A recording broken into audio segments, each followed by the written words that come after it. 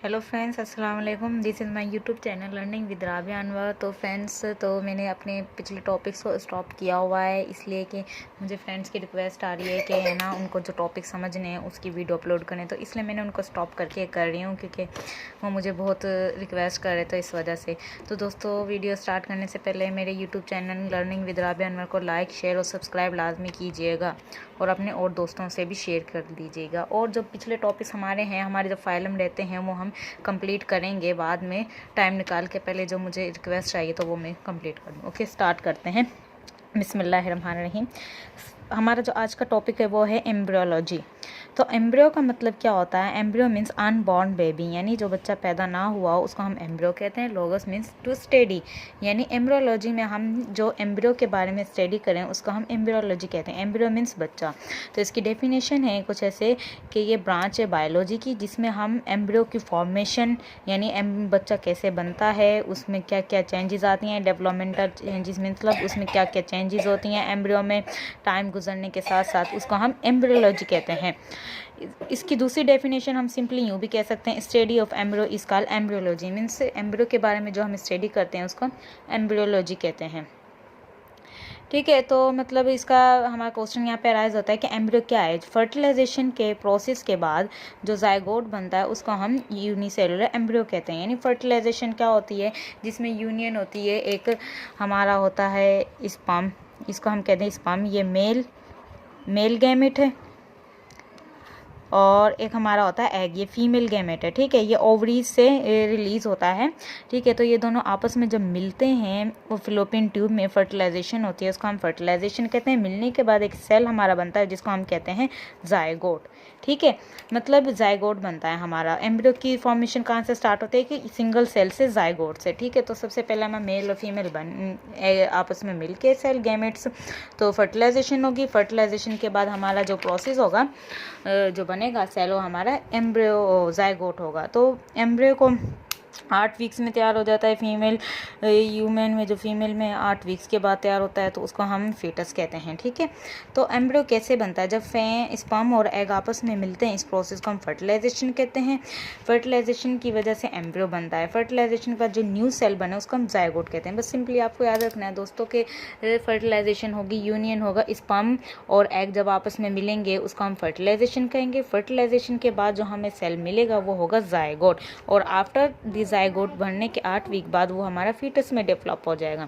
तो मतलब एम्ब्रियो बनने के हमारे पास कितने स्टेप हैं दोस्तों? हमारे पास एम्ब्रियो बनने के हैं टोटल 5 स्टेप। तो हम line by line step start करेंगे। तो पहला स्टेप है हमारा क्लीवेज। क्लीवेज विलस्ट्रेशन, पहला स्टेप है हमारा ओव्यूलेशन। तो ओव्यूलेशन क्या होता है? ओव्यूलेशन एक ऐसा प्रोसेस है जिसमें मेच्योर एग रिलीज होता है ओवरी से, इसको हम ओव्यूलेशन कहते हैं। ठीक है, फिर फर्टिलाइजेशन मैंने आपको पहले भी बताया, जिसमें स्पर्म और एग आपस में मिलते हैं तो फर्टिलाइजेशन होती है। फर्टिलाइजेशन फ्लोपियन ट्यूब में होती है। स्पर्म में हाफ 23 क्रोमोसोम पेयर होते हैं। स्पर्म क्या होता है याद रखना, ये मेल गैमेट होता है। ठीक है, और जो एग होता है उसमें 23 पेयर्स होते हैं क्रोमोसोम्स के, तो वो आपस में फ्यूज़ होके मिल के फर्टिलाइजेशन करके तो 46 क्रोमोसोम बनाते हैं, और साथ में जायगोट बन जाता है। जायगोट में 46 क्रोमोसोम्स नंबर पाए जाते हैं। यह हमारा तो दूसरा स्टेप। पहला ओव्यूलेशन, जिसमें रिलीजेशन हो रही थी एग की, फर्टिलाइजेशन, फ्यूजन हो रही थी स्पर्म ऑफ एग की, और जायगोट बन रहा था। थर्ड है हमारा क्लीवेज। तो क्लीवेज क्या है? ये जायगोट मुकम्मल जो कंप्लीट फॉर्मेशन, हमें जो जायगोट होता है, जायगोट के अंदर एक कंप्लीट इन्फॉर्मेशन होती है एक बेबी की कि वो कैसे बनता है। तो जायगोट बनने के बाद जो जायगोट होता है वो डिवाइड होता है माइटोसिस प्रोसेस के ज़रिए 2 सेल में, 2 से वो 4 सेल में, यानी daughter cell, parent cell, daughter cell में, फिर वो आगे 2 से 4 सेल में डिवाइड होता है, 4 से 16 में। इस प्रोसेस को हम कहते हैं क्लीवेज। क्लीवेज प्रोसेस समझो आप यूँ कह सकते हैं कि जिसमें सेल की डिवीजन होते हैं 2 से 4, 4 से 8, 8 से 16, 16 से 32, यानी divide.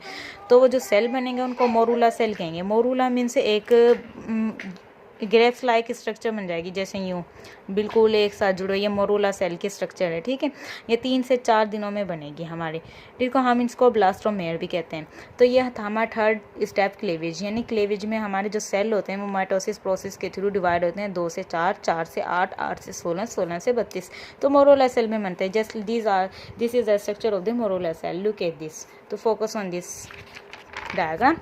And the next is that morula cell क्या होते हैं, वो रीअरेंज होना हो जाते हैं, स्टार्ट होते हैं, तो वो मतलब बाउंड्री बनाते हैं। ये हमारा सेल है, तो ये जो सेल इसके नज़र आ रहे हैं ये कुछ बाउंड्री बना लेते हैं, इनको आउटर सेल मास कहा जाता है ये वाले, ठीक है। तो आउटर मास सेल में एक हमारा होता है ट्रोफोब्लास्ट सेल कहते हैं हम इनको। ये प्लेसेंटा जो होती है उसकी फॉर्मेशन करने में हेल्पफुल होती है ये आउटर मोस्ट सेल। प्लेसेंटा क्या करती है, ये बेबी के जो एब्डोमेन होता है, बेबी का पेट होता है, उसमें से डेवलप होती है, जिससे बेबी को न्यूट्रिशन, ऑक्सीजन वगैरह, वेस्ट मटेरियल, गैसेज एक्सचेंज, ये सब प्रोसेस होता है प्लेसेंटा के थ्रू, ठीक है। ये आउटर मोस्ट सेल जो ट्रोफोब्लास्ट भी कहते हैं, ये हेल्प करती है प्लेसेंटा की फॉर्मेशन के लिए, ठीक है।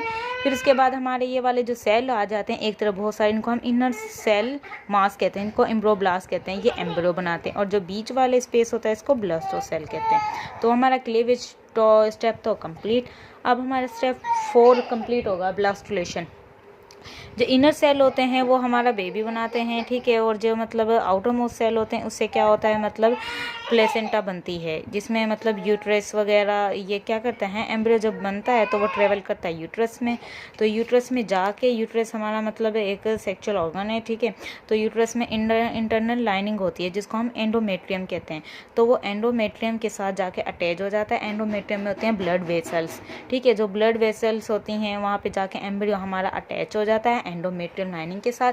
तो वो ब्लड वेसल की वजह से उसको वहाँ पे बेबी को क्या मिलते हैं, न्यूट्रिशन मिलती है, ऑक्सीजन वगैरह, जिससे मतलब वो अपनी डेवलपमेंट करता है, ठीक है। जब एम्ब्रियो अटैच होता है यूट्रस की लाइनिंग के साथ, वहाँ पे प्लेसेंटा बनती है उसकी। जैसे मैंने आपको बताया था कि आउटर सेल होते हैं एम्ब्रियोब्लास्ट सेल के, वो हमारे ट्रोफोब्लास्ट होते हैं, वो हेल्पफुल होते हैं प्लेसेंटा के। तो प्लेसेंटा हमारी मतलब फूड, न्यूट्रिशन, ऑक्सीजन के लिए होती है। फिर उसके बाद हमारा आता है स्टेप 5, गैस्ट्रुलेशन। इसमें क्या होती है, ये ह्यूमन बॉडी की 3 जर्म्स लेयर बनते हैं, यानी इंसान जो भी होता है वो 3 जर्म लेयर से मिलके बनता है। गैस्ट्रुलेशन का मतलब होता है 3 जर्म लेयर का बनना। तो ये अरेंज होती है, सबसे पहले जो हमारा जो सेल था ब्लास्टोसेल, इसमें अरेंज होता है ये 2 लेयर में, जैसे एपीब्लास्ट बन गई, ये हाइपोब्लास्ट। ये ऊपर वाली कैविटी को एमाइनोटिक कैविटी कहते हैं और नीचे वाले को यॉर्क सेल। इसके 2 एंड होते हैं, एक क्रेनियल एंड होता है ऊपर वाला जहाँ से माउथ बनता है, और जो एम्यूनेटिक कैविटी होता है ये फ्लूइड लाइक होती है, इसमें मतलब फ्लूइड प्रेजेंट होता है जो बेबी को शॉक से बचाता है। इसकी जो मिडल लेयर बनती है उसको हम मीजोड्रम कहते हैं। गैस्ट्रुलेशन का मतलब होता है बनना।